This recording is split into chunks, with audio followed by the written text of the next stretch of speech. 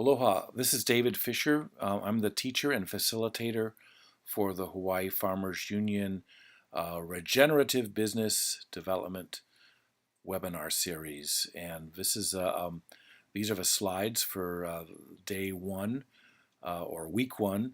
We're meeting once a week on Wednesdays, and we have a lunch session and a dinner session covering different material.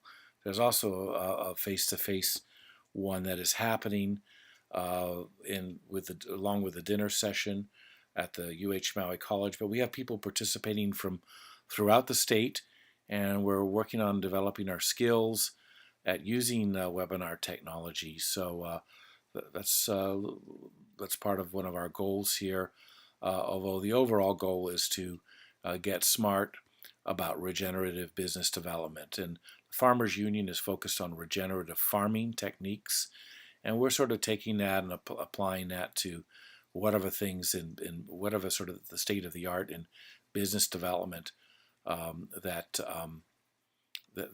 is going to help us be in harmony with what we're doing and how we're doing it. So in the business, there's a concept called triple bottom line management, where you, in addition to making profits, you're benefiting the environment, you're benefiting the community, both the larger community and even the micro community that's involved in the venture or the farm or the business, the workers, the suppliers, the customers. So you want everybody to benefit from this. Regenerative agricultural practices are typically looking at improving the health of soils as a major component to that, and creating food that has a higher nutrient density, that therefore is healthier for people who are eating it, tastier and healthier. And in regenerative business development, we're hoping to create a more harmonious business environment that is just and fair, and where people get rewarded and recognized and all those good things. We realize that as with agricultural approaches that are regenerative, there's continuous learning. It's a scientific approach where you're looking at, you're experimenting and you're changing and being paying very close attention to your land and what you're working with. And that's also true in the business approach here. So there are methodologies out there in the business world that use this, and we're going to integrate that into this approach as well. We take a holistic view, system-wide view of what we're up to, and the Hawaiian word pono implies balance, but also some social justice as well, harmony, and so that's part of the regenerative business development, as well as collaboration. And you need to really do a lot of these other things for collaboration to be successful. People will criticize this and have criticized the Farmers Union as being way too idealistic and not practical. But we're working on trying to do both. And it is a bit of a paradox, but most powerful, creative, innovative, different things in this world end up being centering around paradoxes, and that's going to create some energy to power things as we go forward here. The goals for this course on a more sort of practical or business levels, we're gonna learn both classic business planning and new kinds of business planning approaches, including lean startup or agile startup approaches that are popular and in vogue, and also learn about social impact metrics and how you can incorporate that and the practices that produce those metrics. So that's and ultimately we want these to be viable on a lot of different levels. So that's our number one goal here. The learning and getting experience with the research and design aspects of all of that is important. Taking advantage of internet tools developing personal networks, being able to actually develop and pitch some ideas as both as we're going and at the end of the series, finding people and projects that are worthy of support, other people's projects, and also get people supporting you, developing a toolkit with today's most relevant concepts, processes, language, support systems, tools, um, making both written and oral business presentations, which in general these days need to be succinct. And I'm going to use that to move on after mentioning we want to have an online support network in place, evolve that as we go forward, so when the series is over, this doesn't all go away.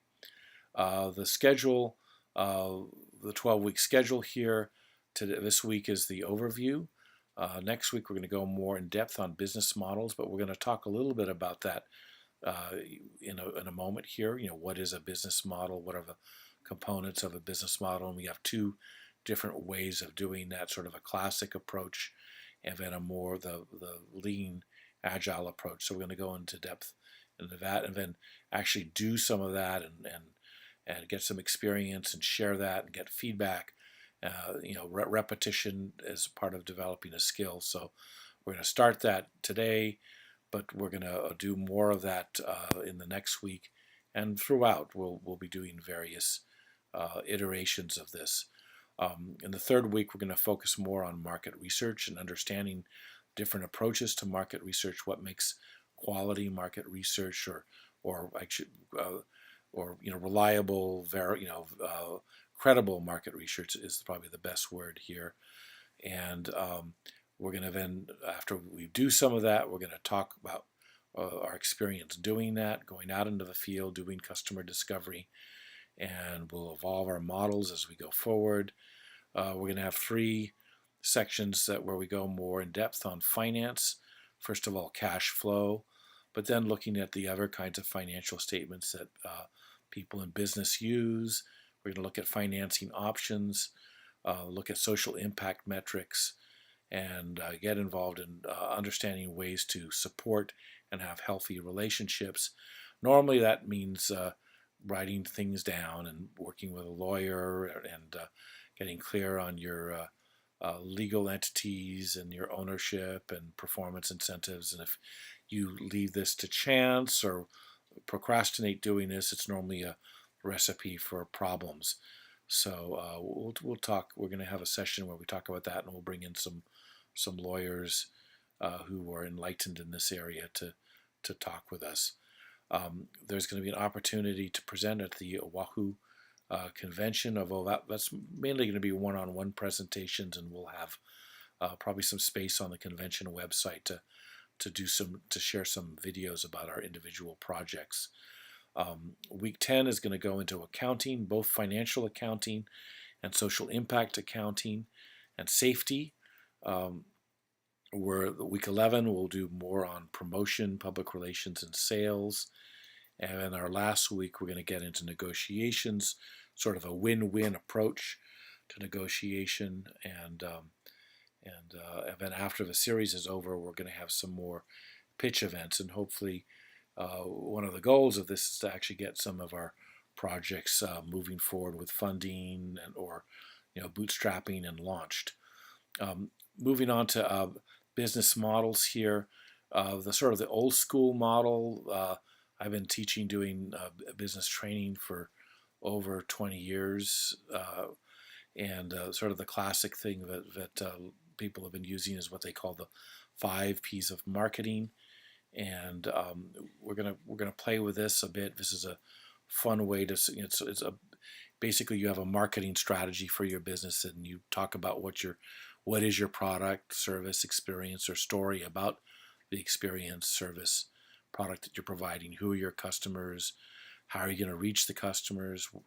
Is your pricing comparable? Is it not too high, not too low?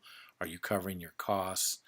Figuring these things out, as well as then doing the promotion, or what make up a basic marketing strategy. And normally I tell people to come up with a couple of these, before going out and doing their market research, to sort of brainstorm and be creative about this, because when you do your market research, you'll see if you've done a lot of different brainstorming and have a bunch of these to begin with, you'll learn more things, and you'll have more interesting discoveries as you do this, and you're not going to close off options by being too focused at the beginning. The state of the art in all this stuff is this lean startup approach, and there's a good Harvard Business School article about this that you're encouraged to have a look at. But in short, it did come out of software and Silicon Valley, but it's many more other applications of it: small business, large businesses, for-profit, non-profit, government. Everybody's using this agile approach, and so it's good for people to know about that. And we're going to have you do it. It's actually pretty simple. The basic principle is you have a one-page hypothesis. That's normally called the business model canvas. You're able to develop that in one of those in about an hour. And so we're going to do this in the class and part of homework, and present it and critique them, and then go out and do examine the hypotheses through market research. So this is an important approach. This is what the basic business model canvas looks like, without any detail in it. These are the headings, and here's an example. You're not going to understand this in the context of this slideshow here at the moment, with the narrative. But have a good look at this, and you can get an idea of how one of these works. That's relevant to what we're up to. I developed this. And there's more general information. There's some really nice videos that go into this, that do this more articulately and cleverly than I'm able to do it. And they're free, so take advantage of these resources. Business models, the basic model, in the ag world, is multiple crops to multiple different customers, maybe a farmer's market. You diversify that with some value-added products. You then work on controlling some of your major cost items like energy or labor.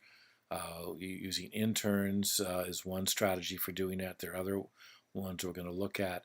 Educational tourism is sort of what woofers and interns are about, but ag tourism as well, which is more shorter term.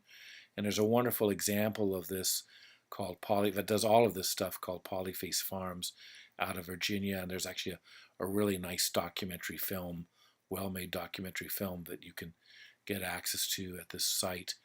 And you're encouraged to have a look at that. Interestingly enough, they've been consulting to one of our farms here on Maui, Hokunui Farms, and we'll learn more about that and maybe get them to come and talk and participate in the webinar as we go forward here. We are going to try to get a lot of guests coming to talk with us and do case studies as we go forward. The last slide here I want to show you is going back to 2010. Vincent Mina from the Farmers Union, the president of the Farmers Union, and I helped do this Maui Ag Design Conference back in 2010, and we created this sort of network ecosystem, food ecosystem chart. So this gives you an idea of many of the different kinds of businesses and services that are needed. And as you go forward and evolve your business, you may be a farmer, but you might be involved in one of these other bubbles as well. You're certainly going to probably work with people doing many of these other things, but these are opportunities for you to develop businesses or services that relate to the food system. So that's basically it for this first set of slides. And thank you very much. This is how you reach me. And there's also on our website, there's going to be a sign-up sheet so people can share their information and be specific about what they want to share or not share. Again, mahalo, aloha.